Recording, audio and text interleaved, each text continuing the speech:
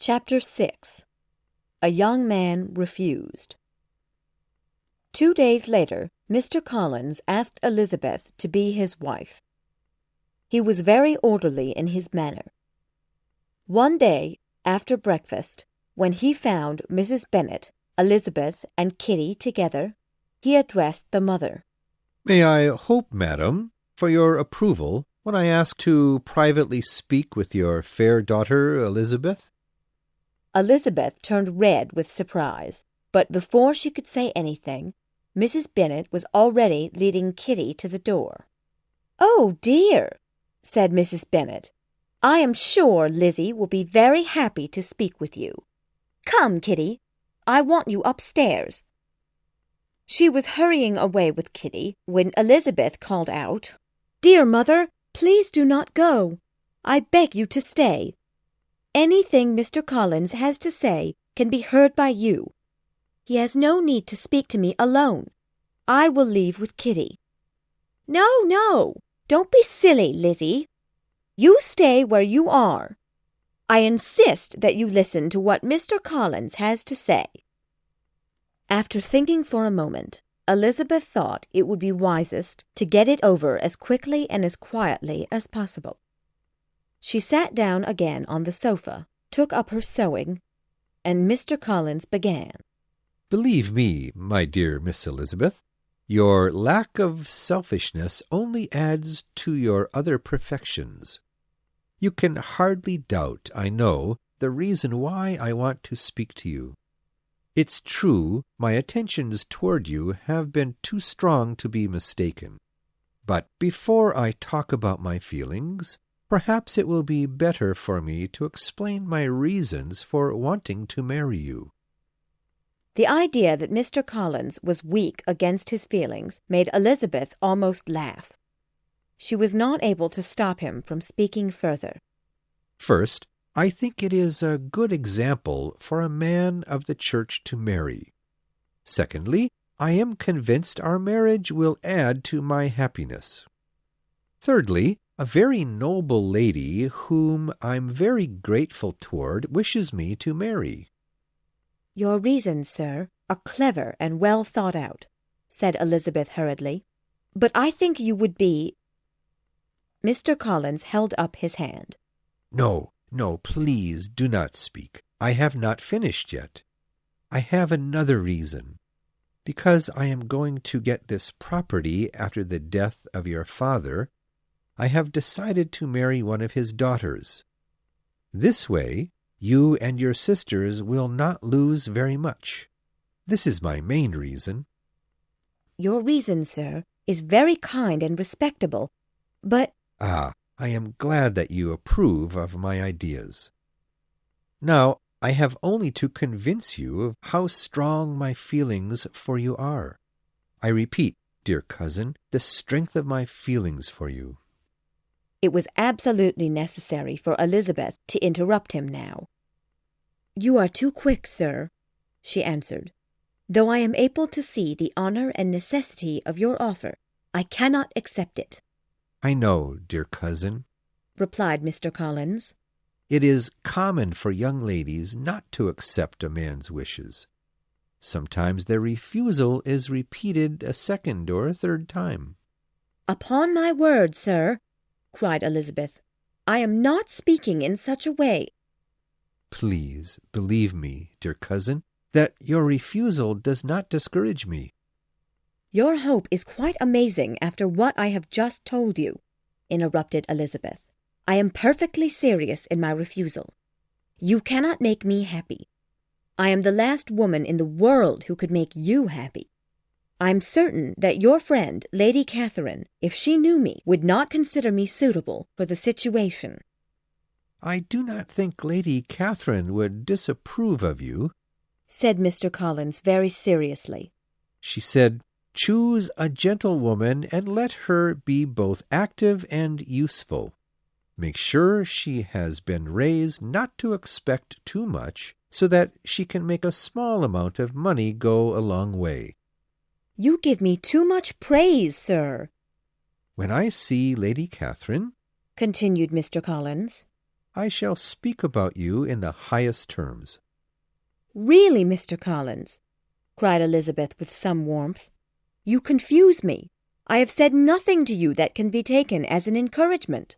I don't know how to express my refusal any more strongly. Come now, dear cousin, I know that your refusal is merely words. My offer is very worthy, and you can only accept it. No, you wish to make me love you more by not giving yourself to me too easily.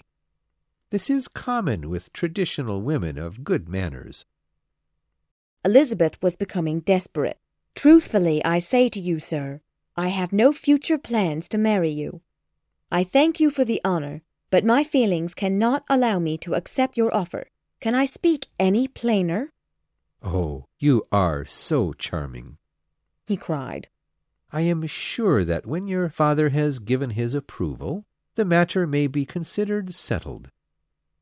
Elizabeth stood up and moved towards the door. Then she stopped and said, Really, Mr. Collins, you might do me the honor of believing what I say. Then, indeed, this matter would be settled. She closed the door behind her. Mrs. Bennet was waiting in the hall for the end of the meeting. She saw Elizabeth walk quickly towards the stairs. Then she went in to Mr. Collins, smiling warmly. So it is settled, she cried. May I be the first to congratulate you, my dear Mr. Collins.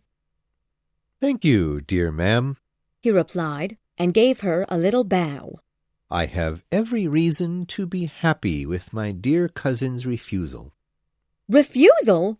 Cried Mrs. Bennet, shocked. Yes, indeed, ma'am, said Mr. Collins happily. She told me that she would not have me.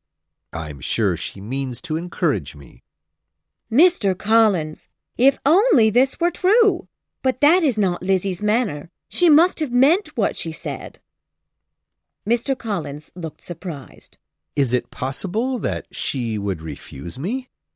Please forgive her, Mr. Collins, but she is a very foolish girl and has too strong of a will.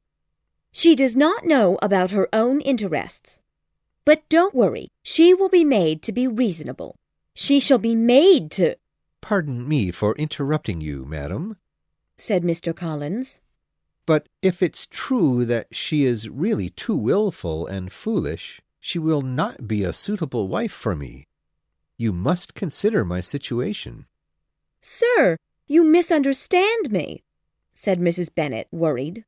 She is as good-natured a girl as ever lived. It's only in these matters that she can be willful. I will speak directly to Mr. Bennet. We shall very soon settle it with her, I am sure. Not giving him time to reply, she hurriedly went to her husband in the library. Oh, Mr. Bennet, you must make Lizzie marry Mr. Collins. She says she will not marry him. If you do not hurry, he will not have her. I'm afraid I do not understand what you are talking about, said Mr. Bennet calmly. Whom are you talking about? Mr. Collins and Lizzie, of course. Lizzie says she will not have Mr. Collins, and Mr. Collins is now beginning to say that he will not have Lizzie. What do you want me to do? It seems hopeless. Tell Lizzie that you command her to marry him. Call her in. I'll tell her my opinion. Mrs. Bennet rang the bell, and Miss Elizabeth was called into the library. Come here, child, said her father. I hear from your mother that Mr. Collins has made you an offer of marriage. Yes, Papa. And have you refused this offer? I have, sir. Well, your mother insists that you accept this offer. Is this not so, Mrs. Bennet? Yes, or I will never see her again. You have an unhappy choice, Elizabeth. From this day on, you must be a stranger to one of your parents. Your mother will not see you again if you do not marry Mr. Collins, and I will not see you again if you do. Mr. Bennet! cried his wife very angrily. Oh, thank you, Papa, cried Elizabeth. Then she gave him a very loving hug and left. "Why, Mr. Bennet, did you talk in that way? You must insist that she marry him." "I have 2 small favors to ask of you, my dear," replied her husband. "First, please allow me to have my own judgment. And secondly, let me use my room as I please. Right now, I'd be most happy if you let me have the library to myself." Mrs. Bennet left the library, but she did not give up on Mr. Collins' offer. She talked to Elizabeth again and again, hoping to make her change her mind. While the family were in this confusion, Charlotte Lucas came to visit. Immediately, Mrs. Bennet asked her to help convince Lizzie to listen to the wishes of her family. "Please speak to her, dear Charlotte," she added sadly. "Nobody is on my side, and nobody takes my part." Just then, Kitty and Lydia came into the room. "Oh, Mamma, what is going to happen to us?" cried Lydia. "What are we to do?" screamed Kitty. "Good heavens!" cried Mrs. Bennet. "Don't shout like this, girls. My head is ready to blow open." "But, Mamma," cried Lydia, "our officers are leaving. They have been ordered to go next week to Brighton. Oh, Mamma, what is to become of us?" "My heart will break," screamed Kitty. Mrs. Bennet put her hands to her head. "This is too much for me." Just then the door opened. It was the maid, carrying a letter. "A letter, ma'am," the maid told Mrs. Bennet, "for Miss Jane. One of the men from Netherfield has just left it." "For me?" said Jane, embarrassed. She took the letter and walked towards the window. "It must be from Bingley," Mrs. Bennet whispered to Charlotte. She watched hungrily while Jane opened the envelope and began to read the letter. Elizabeth saw her sister's face change as she read the letter.